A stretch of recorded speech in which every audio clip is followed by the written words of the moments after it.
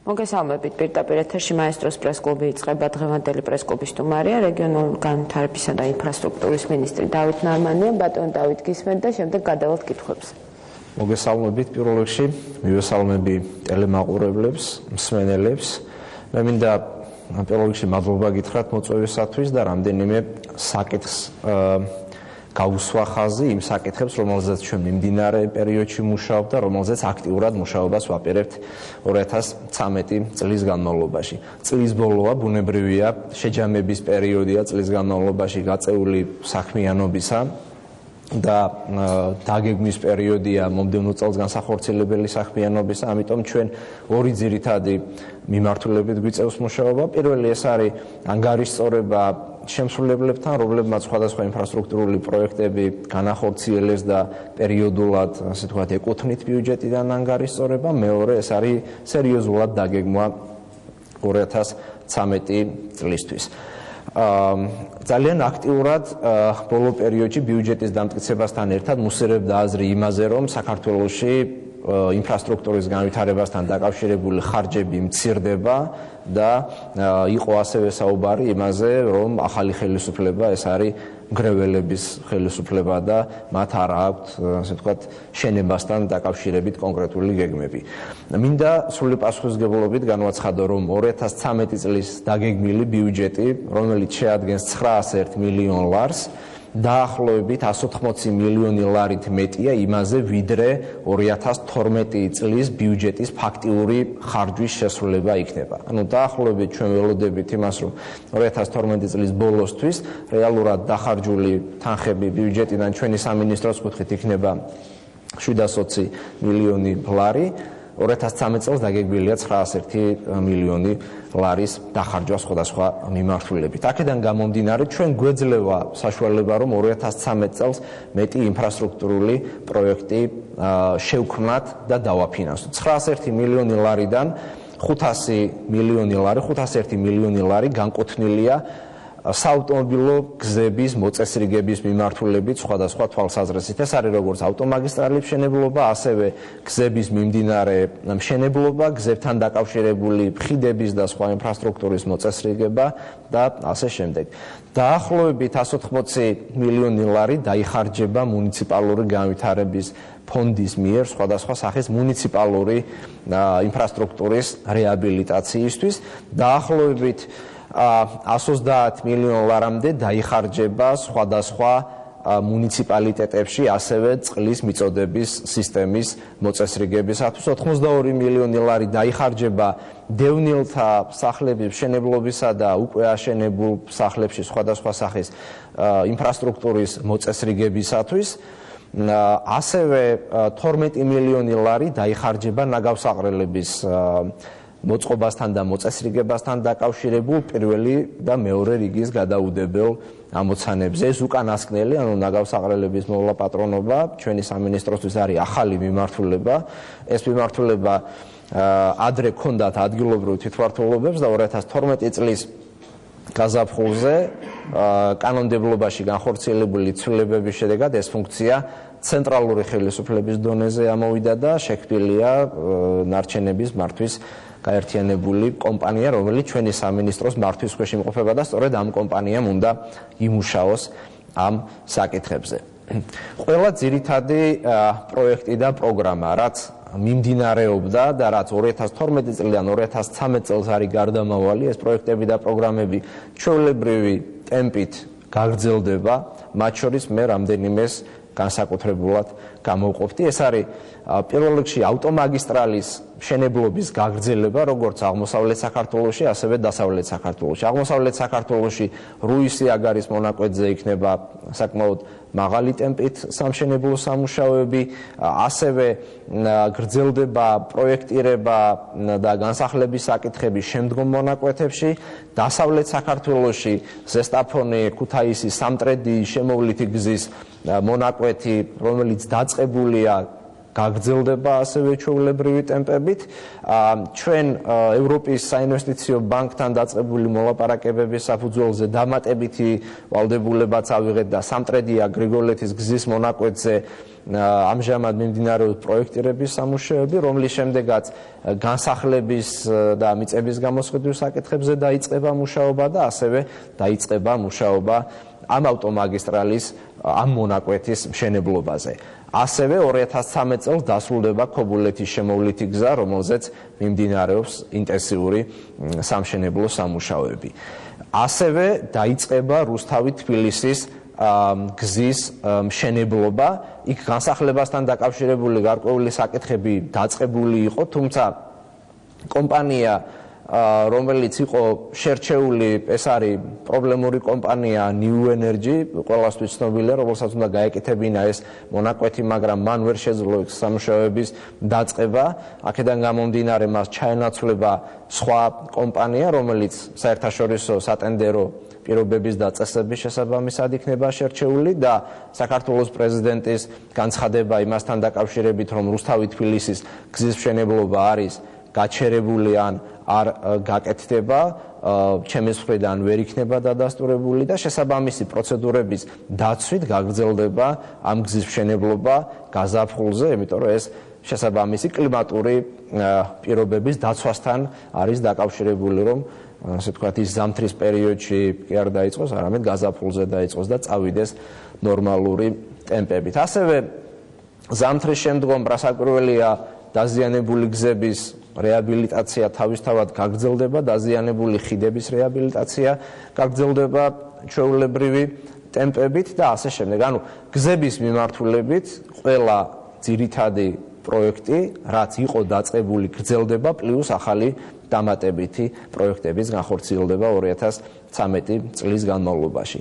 რაც შეეხება მუნიციპალური ინფრასტრუქტურის რეაბილიტაციას, 2012 წელს ძირითადი სამუშაოები ტარდებოდა კახეთში და იქ საკმაოდ მსხვილი დარღვევებია გამოვლენილი ჩვენის მხრიდან, როცა ჩვენ გადმოვიბარეთ დოკუმენტაცია, გადმოვიბარეთ სამუშაოები და ასე შემდეგ, ძალიან ბევრი საჩივარი შემოვიდა როგორც მოქალაქეების მხრიდან, ასევე ცალკეული კომპანიების მხრიდან, რომლებიც იქ სამუშაოებს ასრულებდნენ. ეს მასალები შემდგომი რეაგირებისათვის საგამოძიებო ორგანოებშია გადაგზავნილი და ასე ვთქვათ, ჩვენ ვაგრძელებთ იმ სამუშაოებს, რაც დაწყებული იყო, ცოტა მეტი რესურსების ჩადებაც მოგვიწევს იქ, დამატებითი რესურსების ჩადება როგორც ჩანს, იმიტომ რომ ხარისხთან დაკავშირებით გვაქვს სერიოზული პრობლემები.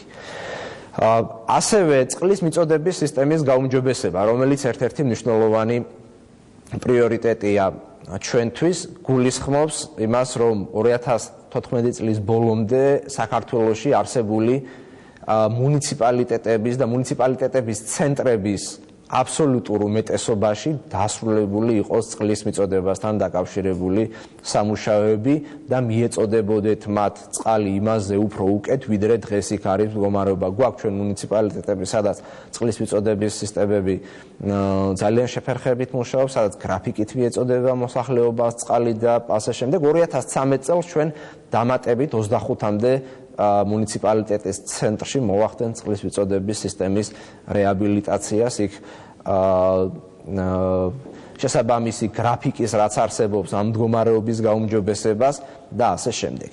აქვე მინდა გარდა ინფრასტრუქტურული პროექტებისა და სამუშაოებისა ხაზი გაუსვა ძირითად მიდგომებს, რა მიდგომებითაც ჩვენ ვიმუშავებთ. პირველ რიგში 2013 წლის გეგმა გავაკეთეთ სამუშაოების და მოხდა ამის საჯარო პრეზენტაცია. ეს გეგმა ნებისმიერი დაინტერესებული პირისთვის ღიაა და ხელმისაწვდომია, ასევე შესაბამისი პრეზენტაციები, რომელიც ჩვენ გავაკეთეთ, ნებისმიერი დაინტერესებული პირისთვის არის ხელმისაწვდომი. ანუ გამჭვირვალობის საკითხი, საქმიანობა, რომელსაც ჩვენ ვეწევით, იქნება მაქსიმალურად გამჭვირვალე და ჩვენ სამოქმედო გეგმაში გვიწერია კიდევაც გამჭვირვალობასთან დაკავშირებული მიდგომები, რა მიდგომებითაც ჩვენ ვიმუშავებთ. მეორე მნიშვნელოვანი არის საკუთრივ პროექტების ეფექტიანობის გაზრდა, რაშიც გულისხმობთ ერთის მხრივ შესრულებული ინფრასტრუქტურული პროექტების ხარისხის გაუმჯობესებას და მეორეს მხრივ გულისხმობთ ამ პროექტების ეკონომიკური ეფექტიანობის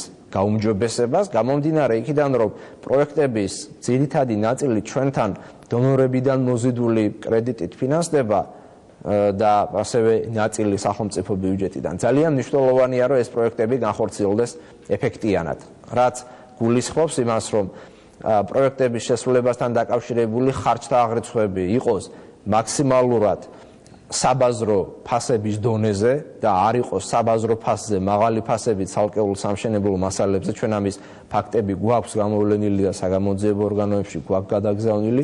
მნიშვნელოვანია სხვადასხვა მიმართულებით მოქმედი პროგრამების კოორდინაცია, რისთვისაც ჩვენ გეოინფორმაციული სისტემის გაკეთება გადავწყვეტეთ, სადაც უნდა აისახოს ყველა პროექტი, პროგრამა, რომელიც არის დაწყებული, რომელიც არის მიმდინარე, რომელიც არის მომდევნო პერიოდში დაგეგმილი განსახორციელებლად და ასე შემდეგ, რომ ამ გეოინფორმაციულმა სისტემამ გვანახოს სრული ინფორმაცია მთლიანად საქართველოს მასშტაბით არსებულ მდგომარეობასთან დაკავშირებით. პლუს ჩვენ ვთხოვეთ გერმანელ კოლეგებს და მათი ხელშეწყობით, გერმანიის საერთაშორისო თანამშრომლობის საზოგადოების ხელშეწყობით ვნახავთ სხვადასხვა მეთოდოლოგიას პრიორიტეტების შერჩევასთან დაკავშირებით. თქვათ, გზის რომელი მონაკვეთია შედარებით უფრო პრიორიტეტული სხვასთან მიმართებაში, ან რომელ მუნიციპალიტეტშია წყლის მიწოდების სისტემა უფრო პრიორიტეტული და პრიორიტეტულად მოსაწესრიგებელი ვიდრე სხვა მუნიციპალიტეტში, ამას მაინც, ასე თქვათ, დღემდე სუბიექტური მიდგომების საფუძველზე ვარჩევთ. სუბიექტივიზმი რო გამოირიცხოს, მნიშვნელოვანია, რომ ჩვენ შევიმუშაოთ მეთოდოლოგია, რა მეთოდოლოგიაზე დაყრდნობითაც სისტემურად შევიმუშავებთ პრიორიტეტების შერჩევას, ვნახავთ საერთაშორისო გამოცდილებას და აქედან გამომდინარე ვალდებულებას ვიღებთ, რომ 2013 წელს ჩვენ გვექნება ესეთი პრიორიტეტების შერჩევის მეთოდოლოგია შემუშავებული. ასევე, რაც ძალიან მნიშვნელოვანია, ხარისხთან დაკავშირებული საკითხი, რომელსაც ძალიან მოკლედ შევეხედა, მინდა გავშალო, ეს ეხება იმას, რომ მოხდეს სამუშაოების მიმდინარეობის პერიოდში უფრო მკაცრი მონიტორინგი ხარისხთან დაკავშირებით. მეორეს მხრივ, პერიოდულად სამინისტროს ცენტრალური აპარატის მიმართვის საფუძველზე ექსპერტიზის ეროვნული ბიუროს მეშვეობით მოხდეს ასევე პროექტების ხარისხის შემოწმება და პარალელურ რეჟიმში შიდა აუდიტის სამსახურის მიერ მოხდეს დოკუმენტაციის რევიზია იმისათვის, რომ ერთის მხრივ ხარისხში არ გქონდეს ხარვეზები, მეორეს მხრივ დოკუმენტები იყოს მოწესრიგებული ისე, როგორც ეს შესყიდვების შესახებ კანონმდებლობით არის გათვალისწინებული. და კიდევ ერთი საკითხი, ეს ეხება საქართველოში ადგილობრივი თვითმმართველობების სისტემის რეფორმირების საკითხს. თქვენთვის ცნობილია, რომ კოალიცია ქართული ოცნების წინასაარჩევნო პროგრამაში საკმაოდ კაფიოდ წერია ის, რომ ქვეყანაში ჩატარდება სრულფასოვანი ადგილობრივი თვითმმართველობის და დეცენტრალიზაციის რეფორმა. ასევე საქართველოს მთავრობის პროგრამაში ერთიანი დემოკრატიული და ძლიერი საქართველოსათვის, რომელიც დაამტკიცა საქართველოს პარლამენტმა მთავრობის შემადგენლობასთან ერთად მიმდინარე წლის 25 ოქტომბერს, ამ პროგრამაში საკმაოდ დიდი ნაწილი ეთმობა ამ საკითხს. ჩვენ საქართველოს პარლამენტის შესაბამის კომიტეტებთან ერთად, ეს არის თვითმმართველობის საკითხთა კომიტეტი და იურიდიულ საკითხთა კომიტეტი, ძალიან აქტიურად მუშაობთ სტრატეგიულ დოკუმენტზე, მისი ძირითადი ნაწილი უკვე დასრულებული გვაქვს, ასევე ამ პროცესში ჩავრთეთ არასამთავრობო ორგანიზაციებისგან შემდგარი ჯგუფი, რომლებსაც დიდხნიანი გამოცდილება აქვთ ამ საკითხებთან დაკავშირებით, ჩართულები არიან საერთაშორისო და დონორი ორგანიზაციები, რომ ჩვენ იანვრისთვის დავდოთ სტრატეგიული მიმართულებები, რა მიმართულებებითაც უნდა ჩატარდეს ქვეყანაში რეფორმა.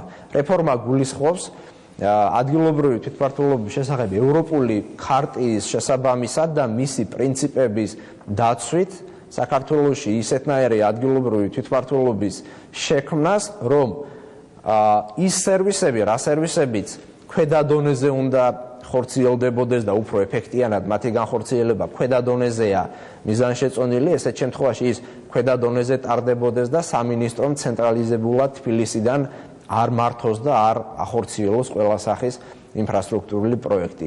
ის გულისხმობს ასევე ადგილობრივი მოქალაქეების მაქსიმალურ ჩართულობას გადაწყვეტილების მიღების პროცესში, ის გულისხმობს ასევე მეტი დემოკრატიულობის პრინციპების დაცვას და ასე შემდეგ. მე დეტალებში ამ საკითხთან დაკავშირებით აღარ ჩავალ, მაგრამ იანვრის თვეში ჩვენ ასევე საჯაროდ გამოვაქვეყნებთ ამ სტრატეგიულ დოკუმენტს და მერე სამუშაო ჯგუფების დონეზე დავიწყებთ კონკრეტულ საკითხებზე მუშაობას. როგორც იქნება ფინანსური და ქონებრივი საკითხები, უფლებამოსილებების გამიჯვნის საკითხები, ადმინისტრაციული ზედამხედველობის საკითხები და ასე შემდეგ. ჩვენ ვაპირებთ, რომ სოფლებისთვის სპეციალურად შევიმუშაოთ სოფლის შესახებ კანონი, მაღალმთიანი და ასე ვთქვათ, შედარებით უფრო ნაკლები შემოსავლების მქონე ადგილობრივი თვითმმართველობებისთვის ასევე შევიმუშაოთ სპეციალური კანონი. დავიწყოთ დროულად ადგილობრივი თვითმმართველობის რეფორმა, რომ 2014 წლის შემოდგომაზე დაგეგმილ ადგილობრივი თვითმმართველობის არჩევნებს შევხვდეთ უფრო მომზადებული სისტემით. ბუნებრივია, ახლა ვინც ამ საკითხებში ერკვევა, მან იცის, რომ დეცენტრალიზაციის პროცესი არ არის რამდენიმე თვიანი პროცესი, ის საკმაოდ ხანგრძლივი პროცესია და მას წლები ჭირდება. მთავარია, რომ ჩვენ დროულად და სწორად დავგეგმოთ სამუშაოები, დავიწყოთ მუშაობა, სისტემა შევამზადოთ არჩევნებისთვის და პერიოდულად პარალელურ რეჟიმში დავიწყოთ იმ სერვისების ქვედა დონეზე ჩატანა, რა სერვისებიც დღეს ცენტრალური ხელისუფლების დონეზე არის აკუმულირებული.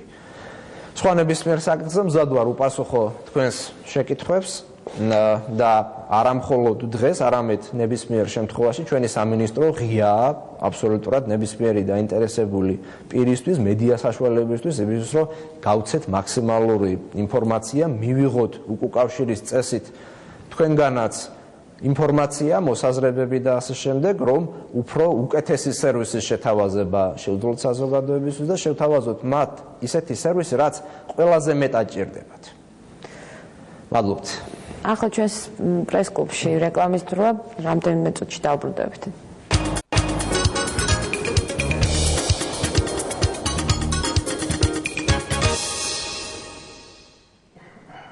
პრეს-კლუბი პირდაპირ ეთერში დაბრუნდა. შეგახსენებთ, რომ ჩვენი სტუმარია რეგიონული განვითარებისა და ინფრასტრუქტურის მინისტრი ბატონი დავით ნარმანია. გთხოვთ დასვათ კითხვა. ბატონ დავით, მოგესალმებით. თეონა გონგლაძე, რადიო ფორტუნა. მე მექნება შეკითხვა ბაქო-თბილისი-ყარსის სარკინიგზო მაგისტრალთან დაკავშირებით. რამდენიმე დღის წინ პრემიერ-მინისტრმა ივანიშვილმა გააკეთა განცხადება, რომ ეს პროექტი გეოპოლიტიკური თვალსაზრისით არის მომგებიანი და საინტერესო, თუმცა ეკონომიკური სარგებლის თვალსაზრისით არის გარკვეული კითხვები. თქვენი პოზიცია რომ დააფიქსიროთ ამ საკითხთან დაკავშირებით? მადლობა. პირველ რიგში მეც ვადასტურებ იმას, რომ მნიშვნელოვანი პროექტია გეოპოლიტიკური თვალსაზრისით და ამის საფუძველს მე მაძლევს ის, რომ ამ რკინიგზის მშენებლობასთან დაკავშირებული საკითხების ზედამხედველობა ჩვენი სამინისტროს ქვეშ იყო და როცა ჩვენ გადმოვიბარეთ ეს ძირითადი დოკუმენტაცია, მათ შორის მასთან დაკავშირებული დოკუმენტაციაც იყო, თუმცა მიღებულია გადაწყვეტილება იმასთან დაკავშირებით, რომ ეს პროექტი გადაეცემა საქართველოს საპარტნიორო ფონდს, ხოლო მის როგორც სახელმწიფო კომპანიის საქმიანობაზე ზედამხედველობას განახორციელებს ეკონომიკისა და მდგრადი განვითარების სამინისტრო, იმიტომ რომ სატრანსპორტო პოლიტიკის შემადგენელი ნაწილია.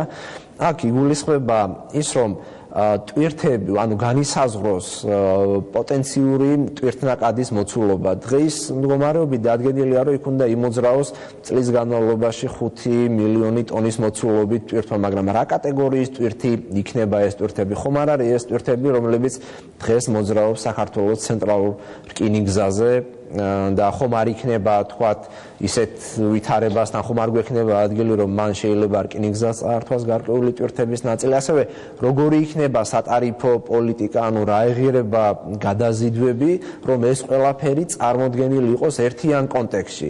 საქართველოს სახელმწიფო რკინიგზა, პორტები, რომლებიც რკინიგზის მიერ მიტანილ ტვირთებს ამუშავებენ, ანუ იგულისხმება ბათუმის და ფოთის პორტები და როგორი იქნება ამ ახალი რკინიგზის სატარიფო პოლიტიკა. ამაზე იყო ძირითადად საუბარი, რომ გარკვეული მარკეტინგული კვლევა არის გასაკეთებელი იმასთან დაკავშირებით, თუ როგორი იქნება ტარიფები, როგორი იქნება ტვირთბრუნვა და ასე შემდეგ, რომ რკინიგზამ რაც შეიძლება მეტი სარგებელი მოუტანოს მხარეებს, რომლებიც არიან დაინტერესებული ამ პროექტის მშენებლობიდან, რომლებიც ახორციელებენ ამ საქმიანობას. ანუ აქ საუბარი არ არის იმაზე, რომ შეიძლება ამ სარკინიგზო მაგისტრალის პროექტის განხორციელება შეწყდეს? არა, რა თქმა უნდა, არა, რკინიგზის მშენებლობის პროცესი არ შეწყდება და ეს საკითხი დღის წესრიგში არ დგას, მით უმეტეს სამუშაოების ნახევარზე მეტი შესრულებულია და ასევე რესურსების ნახევარზე მეტი, ანუ 775 მილიონი დოლარი, რაც არის გამოყოფილი, ნახევარზე მეტი არის ათვისებული. ახლა მიმდინარეობს იქ სამუშაოები ახალქალაქის ძირითადი გადამყვანი პუნქტის მშენებლობასთან დაკავშირებით, ასევე რამდენიმე მონაკვეთზე მიმდინარეობს რკინიგზის დაგების პროცედურები. გასაკეთებელია გვირაბი და გვირაბის ის ნაწილი, რომელიც საქართველოს მხარეს აქვს, როგორც ვალდებულება აღებული მის გაყვანასთან დაკავშირებით, ეს არის თურქეთ-საქართველოს საზღვარზე, კარწახის ტერიტორიაზე არსებული გვირაბი, ასე რომ მასშტაბური სამუშაოები შესრულებულია, კიდევ არის სამუშაოები შესასრულებელი, რომელიც არსებული განწერილი სამოქმედო გეგმის მიხედვით 2014 წლის ბოლომდე უნდა დასრულდეს, მაგრამ საკითხი არ განხილულა იმასთან დაკავშირებით, რომ პროექტი შესაძლოა, ასე ვთქვათ, შეჩერდეს ან იქნას გადახედილი. გადახედილი იქნება, რა თქმა უნდა, მხოლოდ ეკონომიკური პარამეტრები. მადლობა. მოგესალმებით ბატონო დავითი, ტელეკომპანია მასროთ ამარგელაშვილი.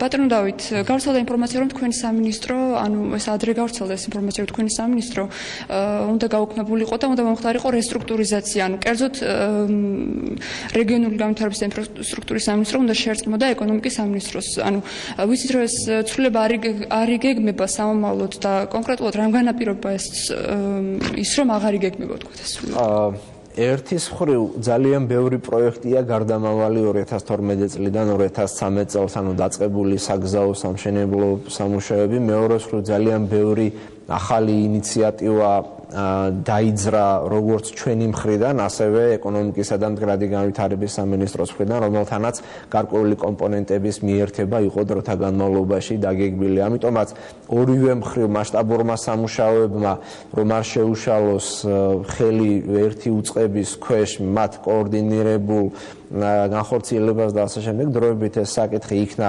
მოხსნილი დღის წესრიგიდან, თუმცა არა მთლიანად რასაკვირველია, ანუ პროექტი, რასაც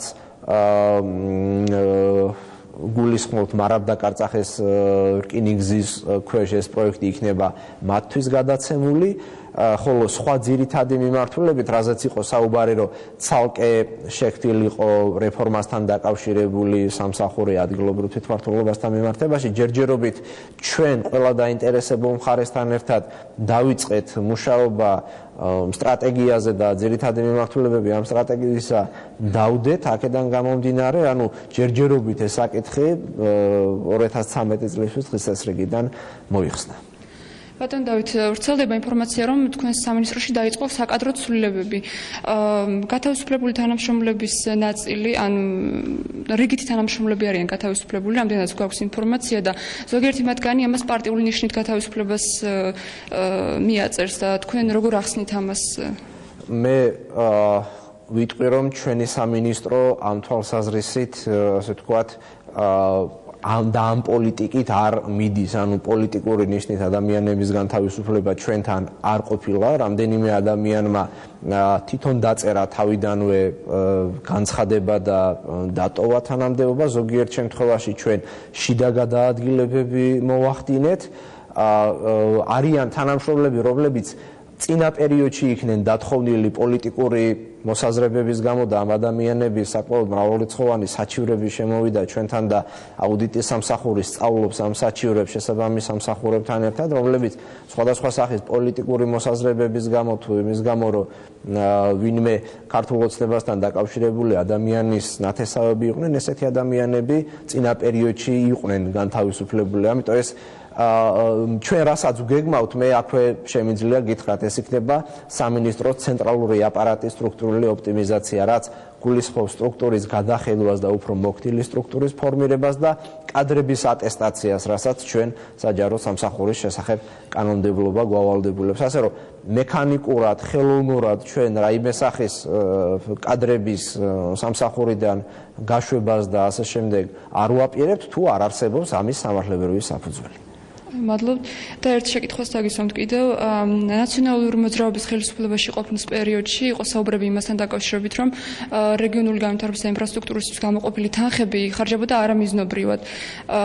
თქვენი მინისტრობის პერიოდში თუ შეხვდით ესეთი სახის პრობლემას ან აი ამ სახის დარღვევებს და რა ბერკეტები და საშუალებები არსებობს იმისთვის, რომ ესეთი დარღვევები აღარ მოხდეს სამომავლოდ? ჩვენ გავაძლიერეთ შიდა აუდიტის სამსახური და სრულად დაიტვირთა იქ არსებული საშტატო განრიგი პროფესიონალი ადამიანებით, რომლებიც პერიოდულად სწავლობენ ერთის მხრივ შემოსულ საჩივროს, მეორეს მხრივ დოკუმენტაციაც, რაც ჩვენთან ინახება. ამიტომაც ხდება რეაგირება ჩვენ უკვე 8 საქმე გვაქვს გადაგზავნილი შესაბამისი სამართალდამცავი ორგანოებისათვის, რათა მათ დეტალურად შეისწავლონ ეს საკითხი, იმიტომ რომ უკვე დეტალური შესწავლა ჩვენი სამინისტროს კომპეტენციას ცდება. მიმდინარე პერიოდშიც არის გარკვეული, ასე ვთქვათ, საჩივრები, რაც ჩვენთან შემოდის, სწავლობს ამას შესაბამისი სამსახური და პერიოდულად გადაეგზავნებათ საგამოძიებო ორგანოებს. მათ შორის ერთ-ერთი, ასე ვთქვათ, მიმდინარე პერიოდში პრობლემური თემა ეს არის კახეთის რეაბილიტაციასთან დაკავშირებული საკითხები. იქ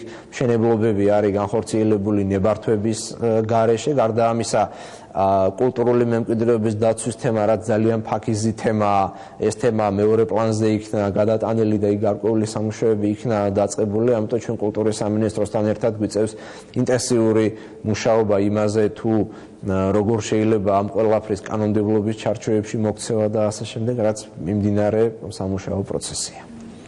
დიდი მადლობა. დღევანდელი პრესკლუბი დასრულდა. მაესტროს პრესკლუბში ხვალ 14 საათსა და 10 წუთზე შევხვდებით. ნახვამდის.